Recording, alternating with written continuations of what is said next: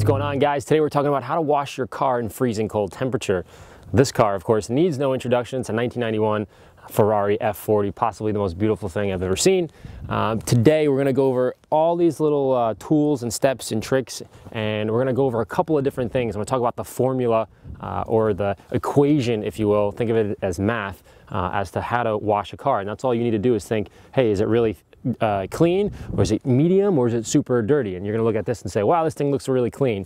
I'm not sure I can argue with you there, but it is a bit dirty. The wheels are dirty. There's actually quite a bit of dust on there. So this is more on the clean side, but the things that I'm going to show you today, hopefully your mind will say, okay, I need to do this, a little bit more of that, a little bit more of this, based on the car, either the color, how soft the paint is it caked in mud? So there's different variables. So this isn't just a one thing fits all.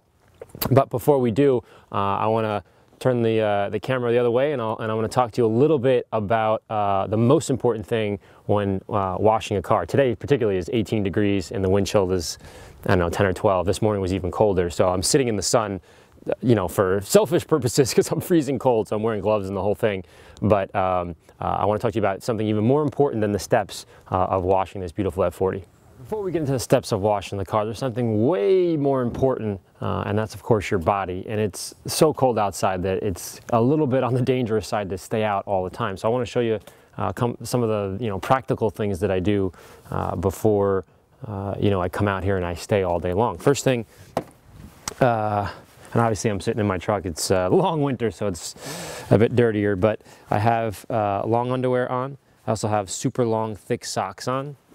So then it goes, over my pants. I also have underneath here long underwear, the upper part.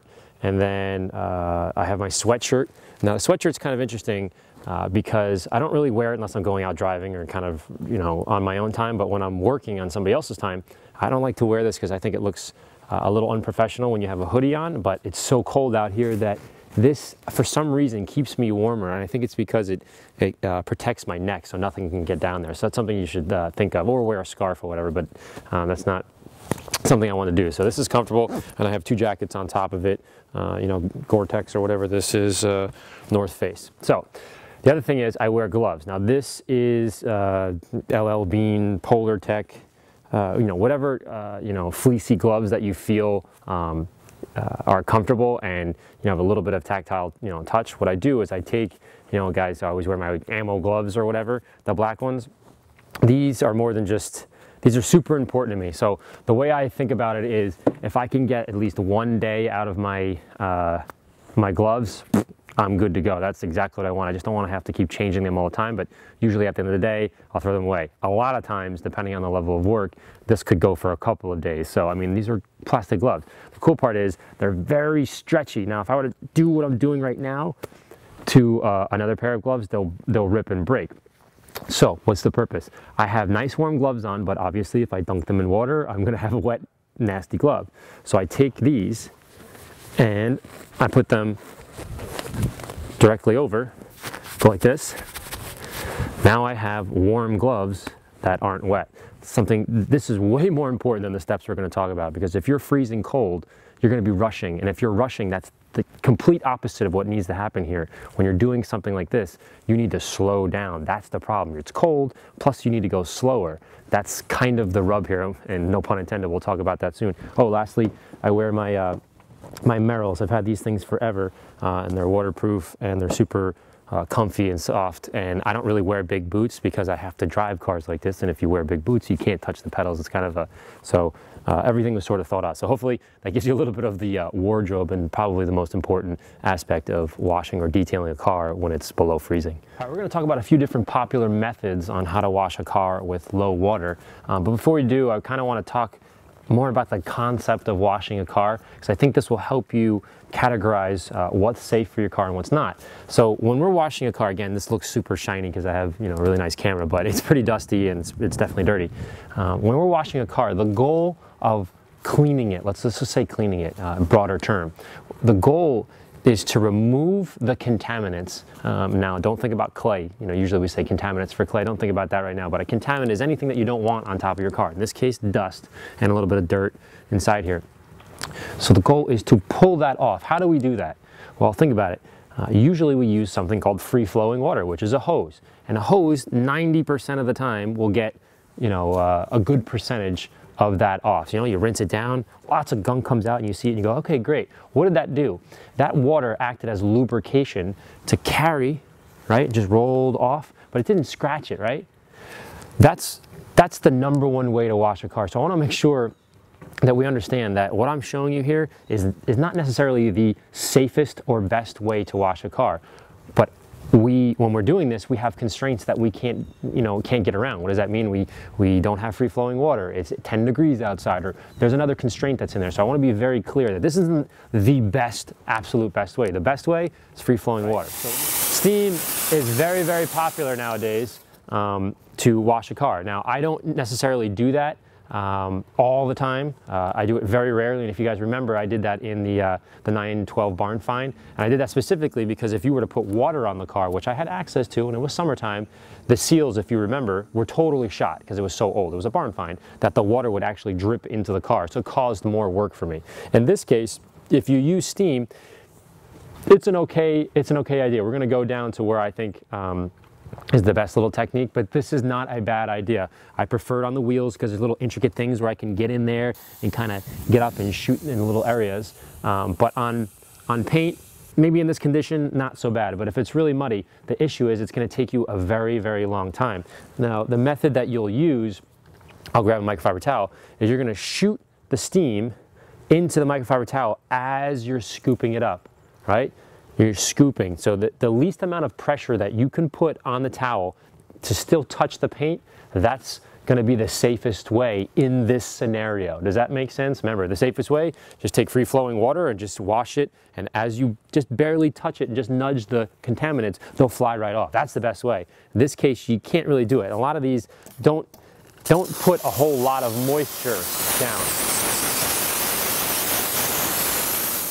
See, there is a bit of moisture here, so it's not terrible, but if this car was completely filthy, the issue would be you'd be spending a whole lot of time. So this is option one. Not a bad option, but definitely something to think about when you're washing your car in the winter. Now here's another little variation that I think is pretty cool, and I believe Gary Dean talks about it a lot on his channel there, is he fills up a bucket of warm water, and inside this water is also a little bit of waterless wash system, which we'll talk about my little sort of variation afterwards. But it's a great system. It takes microfiber towels, dunks it in there, multiple microfiber towels, and then we'll actually wipe the car with a damp microfiber towel.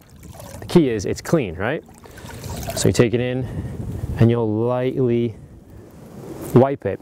Now the key to this whole thing is that when you're using the microfiber towel, every stroke that you make must be a clean side. So when you fold it into fours, it'll give you multiple sides to wipe with. And as you scoop up and you look at it, okay, now this is contaminants on one edge of it, usually the leading edge of the towel.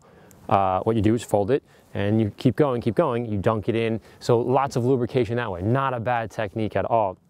The thing you need to keep in mind is you need towels. This is just one of my bags of towels, and you constantly need to go through. So the rub here that I mentioned before is that it's so cold outside that people want to go faster. But with this particular method, this equation that we talked about, this is a slower process because you're trying to be very delicate with taking it off without this crazy amount of lubrication, aka water. So the combination of the two, that's what causes all the scratches.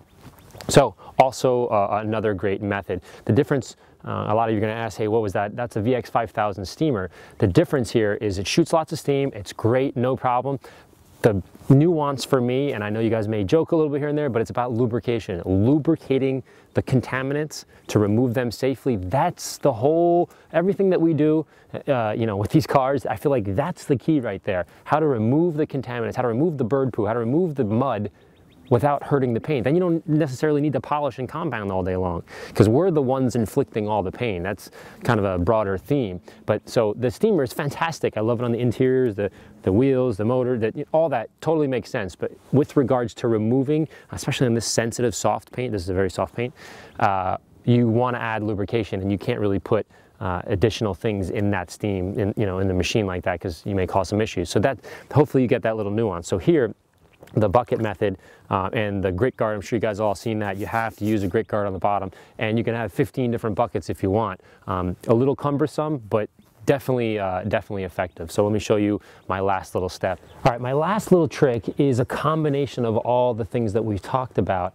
plus going off a lot of emails that I get from people saying, hey man, I want to wash my car, but I live in an apartment, or I live somewhere where in a city, and I just can't, you know, there's no access to free-flowing water, which is a hose. And we both know that, you know, we all know that the hose is the best way to go, but they're like, I just got to clean it up a little bit, that sort of thing. So what I did was I combined all these. I was sitting and I'm racking my brain. So what I did was I went to Home Depot, you can go to Amazon, and I bought a weed sprayer, right? The little thing that you use in the springtime. And the same sort of concept is the ones that you see like window tinter uses, you know, a little tiny one where you can pump the top and it sprays out. Also great, but for this particular purpose, I think the size that we have here, it will be able to do an entire car. So I'm envisioning someone, you know, filling it up in their apartment or whatever, and having to run downstairs and go do it. So I didn't want them to have to go back and forth. So a bigger one is a little bit easier, I think. So what I did was I put warm water, not necessarily hot, but certainly warm water in here.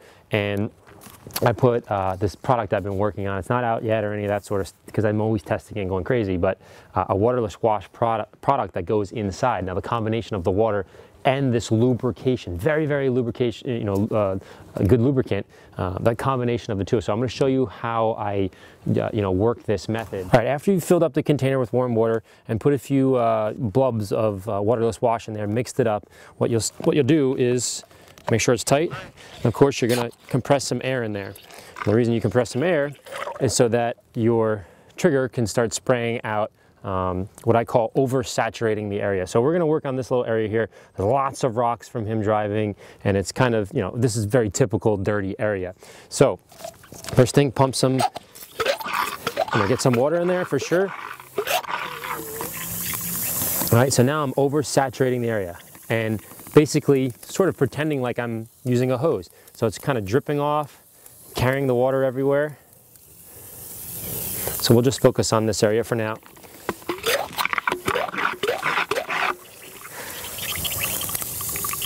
Not too complicated. All right, we'll put this to the side. Now, with it oversaturated, right, it's pouring lots and lots of lubrication, water plus lubrication. So it's not just steam, it's water plus lubrication. What I'll do is I'll come in behind it and spray the actual lubricant right on there. Now you're gonna be asking yourself, so wow, look at all this lubrication, and it's just peeling off all the junk. Now, you might be asking yourself, what's the difference between, you know, spray wax and the lubricant? Great question. It's about viscosity.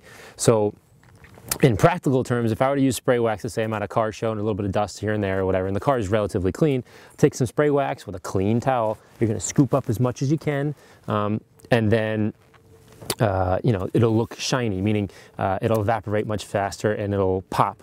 This, on the other hand, a waterless wash, is all about lubrication. So it's not necessarily going to be the shiniest thing in the world, and I don't really care. I'm concerned about removing the gunk safely, because that is shine. A lot of people go like, oh my God, I just got that. I was like, yeah, if you're grinding away all the shiny stuff because you don't have enough lubrication, who cares whether you're putting shiny stuff on there, because you're only ruining it while you're doing it. You see the logic there? So this, again, I wouldn't let it sit this long. I'm just chatting with you guys, but you know, I'm going to go in and wipe, and I'll show you that in a minute. But that's the big difference between a spray wax and something what we call in the industry a waterless wash, which is basically tons of lubrication. And for me, I'm not concerned about shine in the waterless wash. If you want to go back and spray wax it afterwards, bingo, that's exactly what you should do. But I guess the expectation is lubrication, not shine, when you're worrying about waterless wash. It's something to keep in mind. So let's pull the camera in and I'll show you what we did here. All right, so what I'm going to do is actually wipe the paint now, and now you can do two things. You can give a little squirt to the microfiber towel, or you can actually dunk it in the water like we did before. That's a great idea as well, depending on how dirty it is. This one isn't super dirty, so I just gave a nice little mist to the towel. All right. A little bit of gunk there, so roll it over. See, that's kind of the nuance with this whole thing, is you're gonna go through microfiber towels. That's just the way it is. Now look, see how all the junk I just picked up? but I didn't add any scratches in there. It's looking pretty good. There's tons of lubrication. It's not the shiniest thing in the world. I'll go back later and do that, you know, off camera, but if you want to shine it up, spray wax, go to town. That makes sense. Again, clean towels. But this right here is the whole thing that we're trying to accomplish, is to pick it up in these little areas here and remove it without scratching it. So what do? I fold it again. You can imagine how many towels you go through. I like to keep them in 4s. And then swipe again. Hook, hook, gunk. But it's clean now and it's safe. So I can, in theory, look, there's nothing there. So that's kind of something you need to keep in mind. I need to do this whole car and get it back in. And again, I appreciate you guys letting me use the sun. I don't like shooting in the sun because it's, you know, it blows the camera out, but I'm freezing cold. As always, if you have any questions, shoot me an email, larry@ammonyc.com. Thanks so much for all the kind comments. And if I can be helpful in the future, if you have any ideas for videos, send me an email, and hope to see you guys in the spring when it gets a little bit warmer. I'll talk to you soon.